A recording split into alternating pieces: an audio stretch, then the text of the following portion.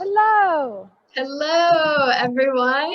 Today we're with Varian, and we are talking about our summer sweet tooth.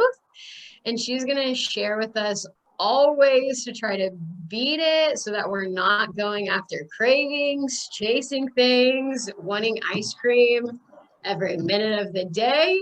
Guilty. Ate some cookie two-step yesterday. So I'm excited to hear about all the things she has to share with us. All Well, thank you right. so much for having me, Jenny. Yes, I'm glad that you could be here today. Oh, me too. I know it's like not too hot yet. It's like just right for me to squeeze in an outside meeting. So I'm excited. And I feel like this is a perfect time to be talking about summer sweet tooth since we had 106 degrees yesterday. So I know that I'm not the only one who needs ways to chill out, but in a healthier way. Yes, I know we all need it. And I feel like we all have sweet tooth, but there's certain times of the year where it just gets increased and it gets a little heightened. And summer is definitely one of those seasons. Summer and the holidays. Or when Those are the everything's two times of the year. And so, yeah, the goal of today's webinar is just to give you some actionable resources and tips and information to help manage your sugar cravings.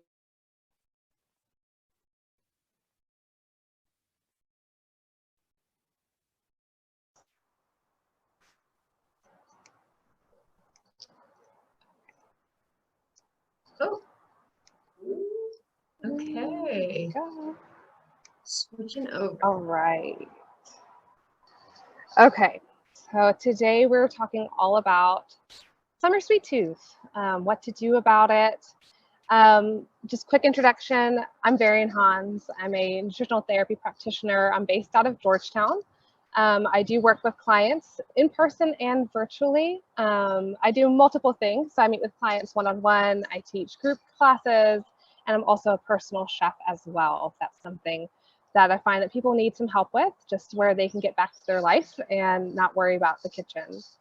So today we're going to be talking about glucose. We're going to talk about why glucose matters, so what it is, why it matters, the symptoms of high glucose, low glucose, and what happens in the body physiologically on both ends of those spectrum, and some blood sugar hacks. These hacks are fabulous resources to make sure that you don't have to completely overhaul your diet this summer, to where you don't have to feel like you're just limiting yourself to only salads. You can still have your sweets, you can still have your pasta, but there's just a way of eating them that we can still support our blood sugar with. Quick question for you. Mm-hmm. Do you feel like there's more sugar crashes or our blood glucose is more all over the place during hotter seasons? Yes, dehydration tends to increase our glucose spikes. So when our glucose gets really elevated and high, and that's whenever you start to feel, kind of jittery and tired. There's a few different symptoms. And whenever it gets really high, that's whenever we tend to have a low crash. And so, but yes, dehydration can increase your symptoms, increase that spike. Absolutely. And I feel like just because we're so busy as well during the summer, we forget to eat. Mm-hmm. And that just kind of adds fuel to the fire. Mm-hmm. Okay. That's a good question. So this webinar is for you if you've ever had the desire or that feel like you had the need to eat every few hours. You desire to skip breakfast, or if you don't have an appetite in the morning. If you've ever experienced shakiness, lightheadedness, dizziness, if your meals were delayed. If you ever are really dependent on caffeine to function, brain fog, and sugar craving. This is a huge part of our population. Yes. It's like everybody. And so I want to start off with an analogy, because I feel like we can get really, especially in this day and age, if you're on social media and you tend to follow influencers that are in the health and wellness realm, it can get really complicated quickly whenever you're trying to navigate your health and your symptoms. So if you're someone who's having that afternoon crash and maybe not sleeping so well, and you're experiencing bloating or heartburn, and we have all these different symptoms, this constellation of symptoms, it's like, well, where do we start? How can we support our health and have like the biggest bang for your buck? And honestly, my 2 cents is let's support glucose first. So this analogy is that like navigating our health can feel like you are a you're going to go on a flight. If you're boarding your airplane, you're walking past the cockpit and you kind of get that little sneak peek in there where you just see it for a quick second on your way to your seat. And you just see all the levers, the buttons, the lights that are not only in front of them, but also on the left and the right and on the ceiling. And you get this like quick sense of relief of like, I'm glad that's not my job. I'm not the person who's going to keep this plane in the air. I can just go sit and enjoy the rest of my flight. And so oftentimes whenever we are trying to address our health, we can feel like our passengers, like we don't have a lot of influence over our health. It's not really our job or our role, or we don't know enough to manage our health. But here's the thing, plot twist. We are not only the passengers, but we are also the pilots. And if we don't know how our bodies work, it's like we're flying blind. And starting with glucose management really is the most simple way to impact your health, and it's going to provide the biggest bang for your buck. Okay, I'm excited. Even as a healthcare provider, when we treat several different people with GI symptoms, whether that's constipation or fecal leakage, I always feel like there's a massive diet component to it. But it's so overwhelming for people to even find a place to start. Like, it's like, well, I eat so many things a day. How could I possibly know what I need, what I don't need? Those types of things. Absolutely. No, you're right. And like just where if you as a medical provider are just trying to provide information that's going to really support them without having to get too individualized right off the bat, blood sugar is the way to do it. Right. Okay. I'm so excited. So the reason why blood sugar is so important because it affects our health in many different ways. Our blood sugar influences our energy production, so actually in the mitochondria of the cells. It's impacts the tissue integrity of our organs and blood vessels. That's going to be really important for you looking at the pelvic floor. Hormonal balance. So our blood sugar is going to impact the production of our stress hormones, of our sex hormones like estrogen, progesterone, testosterone. Is going to influence digestion. And it's really going to impact our brain health. So your mood, your memory, cognition, and even symptoms of anxiety and depression. Do you feel like women or men are more prone to blood sugar drops?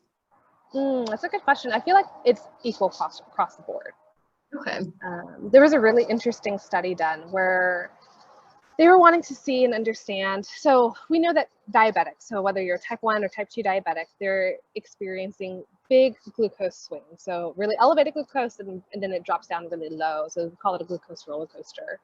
And we know that the range markers for type 1 and type 2, and if we want to include pre-diabetic, they all have these ranges.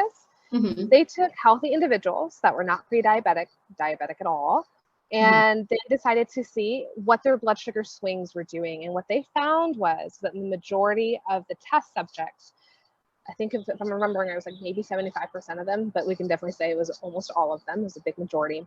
They experienced swings that were either elevated enough to where they were classified as pre-diabetic, diabetic, or even type 2 at that point. So it was fascinating because we're finding out, and it doesn't mean that they're diabetic or pre-diabetic. It just means that even if you don't have metabolic dysfunction, you can still experience these really wide swings in this roller coaster. So that's not isolated to those who are diabetic. Right. I think that's even helpful for people who may think like, am I crazy? Should I go get tested? And it's like, oh, you don't actually have anything that requires medical, but could be improved just diet. Absolutely. And so I guess to answer your question, you do not have to be considered pre-diabetic or diabetic to have blood sugar dysregulation. I like that. It's good to know. Yeah, I'm sorry. There's, I guess, a little bit of a lag. I'm not. Yeah. Okay, so what influences blood sugar? We have internal and external causes or factors that influence our blood sugar. The internal ones were a couple different reasons. So if your liver produces too much glucose, your body makes too little insulin, or if your body can't effectively use insulin. And the last one is considered insulin resistant. External factors are going to be dietary choices, certain medications, a sedentary lifestyle, and stress can all influence your blood sugar. So many things. Yes, all of it. So we're going to talk about briefly for a quick second about starches or the sugars that are naturally found in produce. Because I think whenever we consider if we think about foods that influence our blood sugar, we think of desserts first, like sodas and desserts. But just we need to understand that all food, except for fats and proteins, are going to influence your blood sugar. Actually, that's not true. Protein will also incrementally influence your blood sugar, but starches are going to help raise it. And the reason for this is because plants are amazing. We have found out that photosynthesis, we all know that it's whenever a plant uses carbon dioxide from the air and the sun to create basically a plant. And all that a plant is glucose. The glucose is, if we're looking at a microscope of the sugar that's inside of a plant, the plant's really intelligent. It has to restructure that glucose into 3 different forms to where it can be a healthy, strong plant, and it's going to convert that sugar into starch, sugars, or fiber. And whenever our body breaks down the plant, the vegetables, the fruit, whatever that we're eating, we're going to break it down into sugar. So this is what it looks like. So we have the sun. The sun then, so through photosynthesis, the plants produce glucose. The glucose then gets converted into starch, sugars, and fiber. We eat it, it gets broken down to the main components, which is glucose for starch, glucose for sugar, and fiber. It's interesting, fiber doesn't get broken down into sugar, it just stays as it is, whether that's insoluble or soluble fiber, it stays the same. And so this is just to note that even a starch from like a potato, sugar from a strawberry, it's all going to get broken down into sugar at the end of the day. Wow, it's not just fruits and candy. No, it's all of it.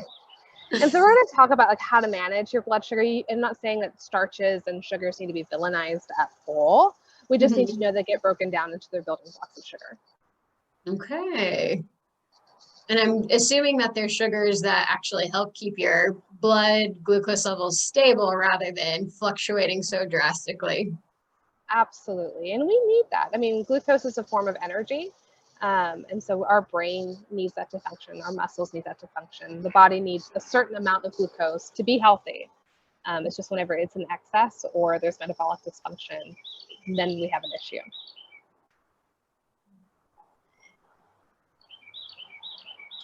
So this is a diagram to give an example of what we call a glucose curve. In the red, we have what we consider, so here's whenever you eat, within about 2 hours, your blood sugar is going to peak. And so this is where the highest it will get, depending on what you eat. So here in this diagram is an example of cake and bread. So that's a really high glycemic meal. The higher that curve is, the more drastic the drop. And whenever we get to this low valley, this is whenever we start to have fatigue, sugar cravings, start getting irritable and shaky, and then it spikes back up through one of 2 ways. And we're going to talk about this. One of 2 ways, either you eat again or it's your body doing its job to re-regulate your blood sugar. But again, because you started off so high, that spike, that secondary spike, is still going to be too high. Ideally, if we have a nice balanced meal that has carbohydrates, proteins, and fats, we're going to get a nice steady curve here. And whenever our glucose has this beautiful arch to it, that's whenever our energy is going to be consistent. We're not going to be tired at 3 o'clock in the afternoon. We're not going to be hangry in between meals. And this is honestly the best, at this point, whenever you have that nice curve, this is what we consider metabolic flexibility, because your body is able to utilize the glucose from food for energy, but it's also able to burn fat from your body for energy. It can regulate and go back and forth between food and using its own stores for energy. Would this be the same even if you're exercising, or if you're going to exercise, would you want more of those like quickly foods that spike in sugar higher? Not necessarily. Okay. I wouldn't recommend, having like a pre-shake that has a lot of sugar in it. We still want to have that consistent curve, even if you're really active. So this applies to everybody. That's a good question. So the dangers of high glucose curves, like what is the actual problem with this, besides the fact that we feel terrible? There's short-term and long-term effects.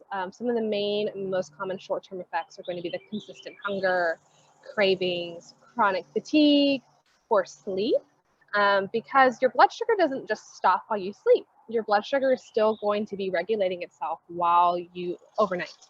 And so if you're doing that glucose roller coaster throughout the day, oftentimes you'll do the same thing at night, especially if you drink alcohol before bed, you stay up late, you have a dinner that's really, either too late in the day or it's something really carb heavy like pasta with some bread on the side. And so our glucose, as it moves around at night and shifts at night, that's going to impact your sleep. And you'll know that one of the main symptoms is if you wake up between 2 to 3 or 2 to 4 in the morning and your heart is racing and you're maybe a little bit sweaty, or you're just all of a sudden wide awake and you have no idea why. Oh my goodness. Oh my goodness. Something about like a common summer thing be like eating s'mores. Say you have a campfire, you eat s'mores late at night. Would you be more likely to have one of those spikes during the night? Absolutely. And that's not to say you can't have the s'mores, but there's an order to the way that we eat to where you can still have those s'mores and not have a huge spike. Okay. Some other short-term effects are frequent colds and coronavirus complications. There was a really interesting study done that there was an increased risk of post-COVID symptoms if someone had metabolic dysfunction. And sure enough, you were more likely to experience post-COVID complications if you had metabolic dysfunction or, poorly regulated blood sugar. Gestational diabetes is going to be more difficult to manage. Hot flashes, migraines, and poor memory. All of us at some point in time. Yeah, pretty much. And then the long-term effects of having consistent high curves are going to be acne, Alzheimer's, and dementia. So we're finding out that the amyloid plaques in the brain that you see in Alzheimer's and dementia can be worsened by imbalanced blood sugar. But we also want to look at it from a different perspective, that if you are not sleeping well because your blood sugar is dysregulated, we know that the body clears out a lot of its excess byproducts overnight while you sleep. We use the lymphatic system, which is your brain's, basically it's trash service. It's like having your garbage men come in, and these cells come in overnight and they pick up all the dead cells and the used up, hormones and neurotransmitters that do not need to be there any longer. And if you're not getting good quality sleep because your blood sugar is dysregulated, that system, that trash service that your brain has, isn't able to function. Right. Oh, so it's almost like, is it the sugar or is it the sugar that is disrupting your sleep? What is more of the cause of dementia? Or chicken or the egg? Both. Right? It's definitely Right. both. But yeah, they do influence each other. Depressive episodes can be worse if you are having consistent high curves of blood sugar curves, heart disease, gut issues, PCOS or polycystic ovarian syndrome, insulin resistance, type 2 diabetes, non-alcoholic fatty liver disease, and wrinkles and cataracts are all influenced by your glucose. Have you ever had anyone come to you for cosmetology reasons? Like they're like, fix my wrinkles with my diet? No, but it has been a happy byproduct. Yes, yeah. Yeah, I wish that would happen. I would love to work with someone for that reason, because there's so much that we can do. It's really interesting, and oftentimes if that's like their goal to get healthier and feel better, then they'll start to see, oh my goodness, I'm sleeping better and I don't have all these cravings, and it's all connected. Impacts everything in life. Mm-hmm. It really does. So let's talk about what happens when glucose is elevated. The main symptoms that we'll see are thirst, headaches, blurred vision, frequent urination, and increased thirst. And when it's elevated, what happens is that the body does a few different things when we have that really high curve of glucose. Whenever there's too much blood sugar, your pancreas is going to produce insulin. Insulin is the hormone produced by the beta cells of the pancreas. And insulin tells the body where to take that extra blood sugar and where to put it inside the body. The first place it's going to put it is your liver, because the liver is responsible for many different metabolic reactions. Your liver needs a lot of energy stores to function. So it's going to store it in the liver first. And then if there's extra, we're just going to toss it into the skeletal muscles. And that's because if we ever need to run away from a bear, our muscles have the energy to get away. So it's a survival mechanism to store the glucose in the muscles. And then if there's still remaining glucose, it's going to toss it into our fat cells for storage. When we're in more stressful seasons of life, do we burn through those stores more quickly? You mean like what's stored in the fat cells or the muscles? Mm-hmm. It depends. You know, if someone has, so what we know about stress is that cortisol, we'll talk about it here in just a little bit. Cortisol actually influences your blood sugar significantly, Mm-hmm. but in a negative way. So if someone is really stressed, what that does is your body's going to think it's in a dangerous situation. So it needs to survive. And part of our survival mechanisms is actually to retain fat. And so if you're in that survival state, whether that's because your boss is really stressful, or maybe you're not eating enough, or you're not sleeping enough, the body's going to want to retain that extra storage, that's found in the fat. It's going to be more difficult to lose weight. But sometimes, I mean, depending on the person, everyone's so different. If you are stressed, sometimes people do lose weight, and that's just dependent on their genetics. It's dependent on what their hormones are like. But there's kind of two sides to one coin. Oftentimes people, what I'm starting to see, at least in my clients, is that people have a really difficult time losing weight. They'll gain it in their abdomen, you'll see it in their hips and glutes and thighs. And until we get that stress into that stress management piece, so their stress hormones are better regulated, they're getting better sleep, then at that point you'll start to see that the body feels safe enough to release the glucose that's stored in the fat cells. Okay. And on the other side of this coin, when glucose is low, the symptoms that people often experience are shakiness, fatigue, cravings, anxiety, and moodiness. We can also call that being hangry. Yeah, that reminds me of the Snicker commercials. Just, you're not you when you're hungry. So true, you're really not. And They so when were glucose, almost right. I know, yeah.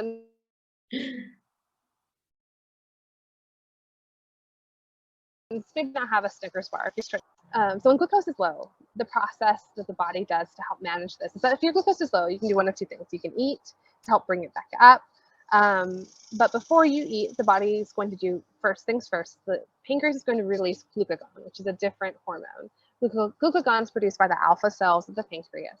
Glucagon communicates to the liver to release its stores of glucose. And the adrenals, which are two organs, they sit on top of your kidneys like little hats, which are responsible for your stress response, are going to release stress hormones, including cortisol.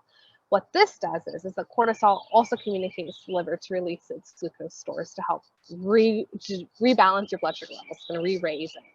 And so what happens is that if your body is consistently going on this glucose roller coaster, so it's going too high and then too low, what we're finding is this is all contributing to systemic inflammation. When your adrenals are having to get pulled into the system of re-regulating your blood sugar, and you already have a stressful life, which most of us do, the country that we live in, the age that we're living in, for all these different reasons, and you're only adding another stressor on top. So when someone comes to me as a client and they say, you know, I'm not coping well with stress, my hormones are all across the board, I'm not sleeping well, I don't feel like myself, managing your blood sugar is the first step, because you're removing a really big stressor where your adrenals are not having to work to manage your blood sugar. Your adrenals are now, their only responsibility is to help you manage the external stressors in your life. And so you're taking something off of your adrenals plate. Yeah, basically instead of juggling 10 balls, it only has 3 balls to juggle. So we're not burning the candle from so many ends. That's a great way to describe it. Yes. So how do we balance the curve? How do we get off that glucose roller coaster? When our blood sugar is better regulated, what we can expect is improved hormone balance, better sleep, a more balanced mood, a healthier skin appearance, in addition to reducing your risk of inflammatory diagnosis, things like diabetes, Alzheimer's, arthritis, cataracts, all of those different diagnoses that we had mentioned a few slides ago that are all influenced by systemic inflammation. So these are the glucose hacks. There's a lot of them. I've decided to share 6 of them today. And you don't have to apply all of these. The purpose of the glucose hacks is that you can apply them when they make sense for your life, for your day.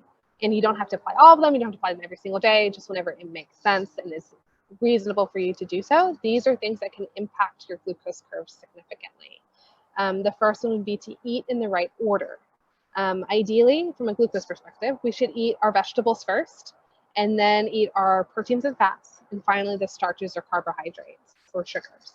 And the purpose of this is because the vegetables are going to create a fiber matrix in the gut. And that matrix is kind of like a mesh. That mesh is going to help slow down the absorption of the glucose from either the starch or sugars or carbohydrates. So that means that your glucose spike is not going to be as high because your body didn't absorb as much of the glucose or all of the glucose that was in that meal. But honestly, I find that encouraging to eat your vegetables first and then the starches last, because that's how I eat, mostly because I don't enjoy the vegetables as much. So I think if I eat them first, then they're over with. And then I get to eat my favorite part last, which is like mac and cheese or mashed potatoes, whatever. That's awesome. So I'm excited to hear that. You're already doing one of the hacks. Woo! Another hack would be to have a green starter, which sounds a little similar with the first one. But the reason why I want to make them two separate pieces of advice would be the green starter. Basically, it means you're increasing the fiber that you're consuming. So the more fiber, the better. Not only will you increase the nutrient intake of your meal, but you're also going to encourage a lower glucose spike. And the interesting thing about having a green starter is that the research shows that you don't have to eat it right before your meal. You can actually eat it up to 2 hours before you eat. So if you're going to a restaurant that that may not have like a good salad with good quality olive oil on top, they have a dressing that's made with soybean or canola oil, which are inflammatory, you can eat your starter at home and then go out to eat, or go to that river and hang out with your friends and have the beer while you float. And so that fiber sticks around in your gut for a little while. So up to 2 hours before still will encourage a healthier spike. Oh, wow. So that'd be a good also like early morning snack after you've eaten your breakfast or lunch sometime. Yeah, that's a great way to put it. I did have a client who utilized this hack, and what they found is they were trying to eat better, have healthier blood sugar and A1C levels.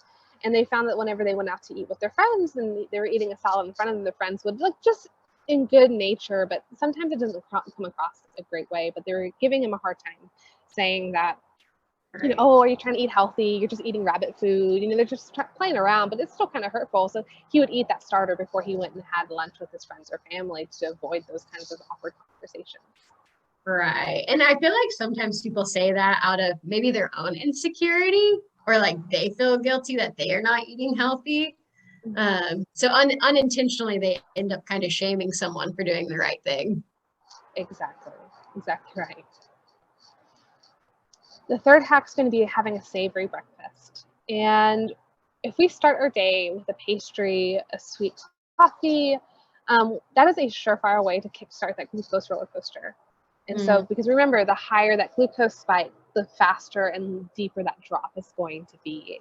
And so you just start off that roller coaster. So if you have a savory breakfast, think of eggs, bacon, sweet potato hash with sausage, a piece of toast with avocado with salmon on top, smoked salmon. Having that savory breakfast is a really wonderful way to help encourage healthier glucose curves throughout the entire day.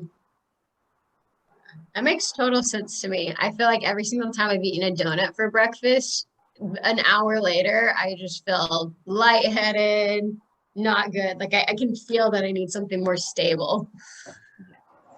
Absolutely. And I think that just kind of stems from the fact that at least I grew up, I'm a kid of the 90s, and having a sugary bowl of cereal with 1% milk is what I ate. Always. And so that's just what's been kind of ingrained in us, that it's okay to have those donuts and kolaches and croissants and all of those things. And yes, they are. You can have them, but also have, some eggs and sausage first, and then enjoy that donut. Right. It was the staple of a sleepover for your parents to bring a whole box of donuts on a Saturday morning. Yeah.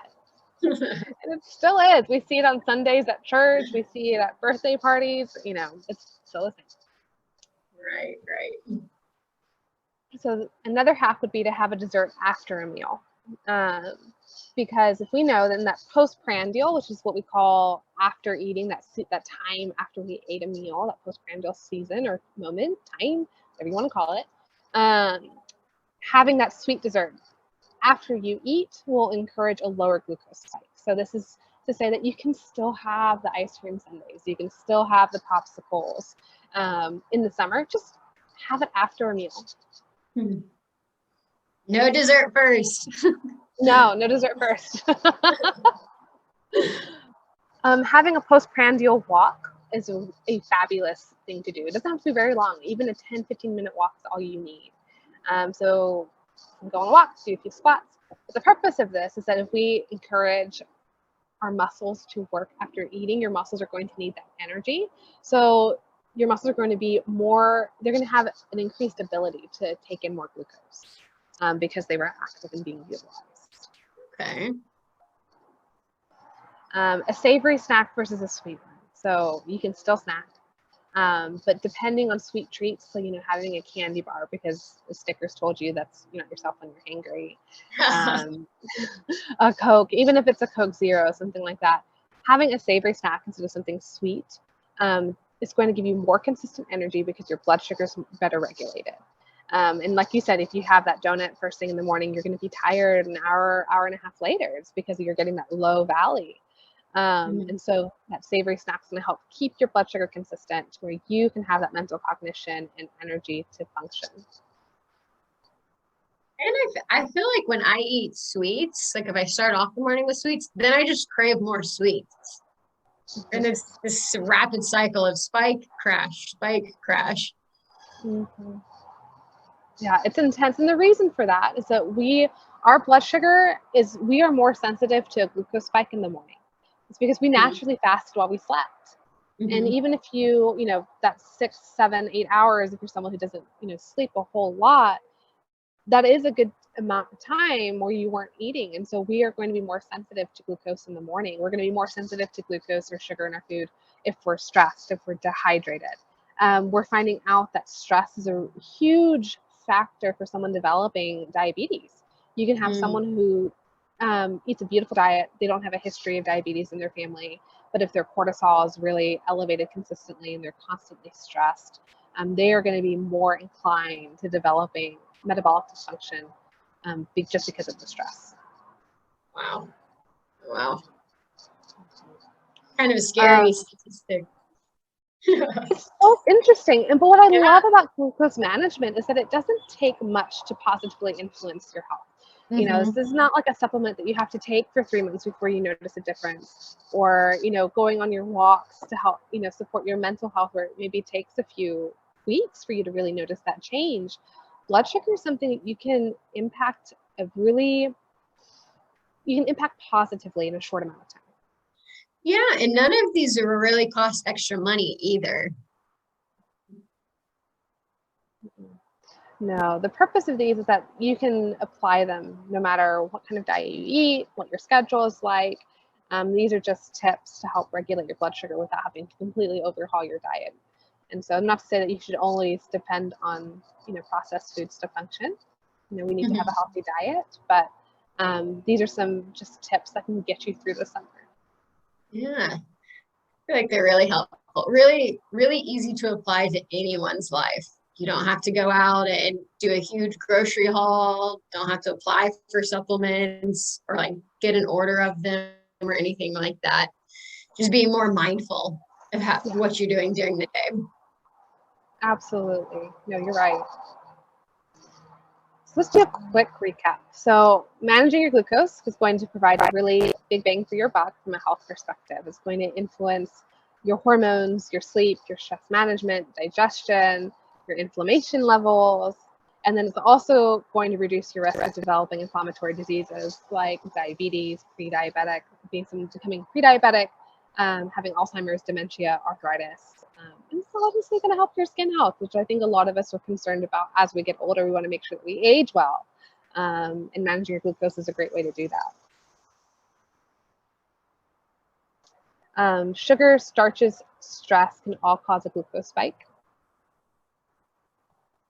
When glucose is too high, the pancreas is going to produce insulin, which shuttles glucose to the liver, the skeletal muscles, so you can get away from that bear, and finally your fat cells for storage.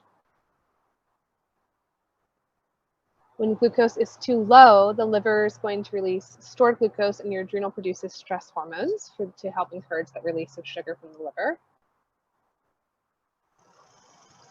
And the glucose hacks are simple steps to make sure that you have that metabolic flexibility, where you can use the food that you eat as a mode of energy, but also you can utilize your own stores from just the sugar that's stored in your fat cells, your skeletal muscles, and your liver to function. And then I always like to offer, I have a complimentary cookbook that's going to go with this presentation. There's going to be some really delicious savory breakfast options and some savory snack options. And so I will make sure that you get that link for somebody to sign up and get this cookbook straight to their inbox.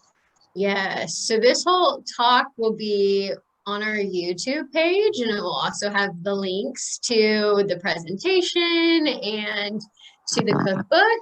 And then also, Varian, if you want to just share where our listeners can find you, or if they feel like they want more information, where's the easiest way to get in touch with you? You can find me at varianhans.com. Okay. I'm also on Instagram, Varian Hans Nutrition. And that's about it. I'm not on Twitter. I'm not that cool, but you can find me on my website and on Instagram. I don't blame you at all. I'm not on Twitter either, but Instagram is easy to find. Okay, well, thank you so much for taking the time to talk with us and share. And I know I learned something, so I'm sure that this was helpful for someone else out there as well. Well, thank you for having me. It was really a lot of fun.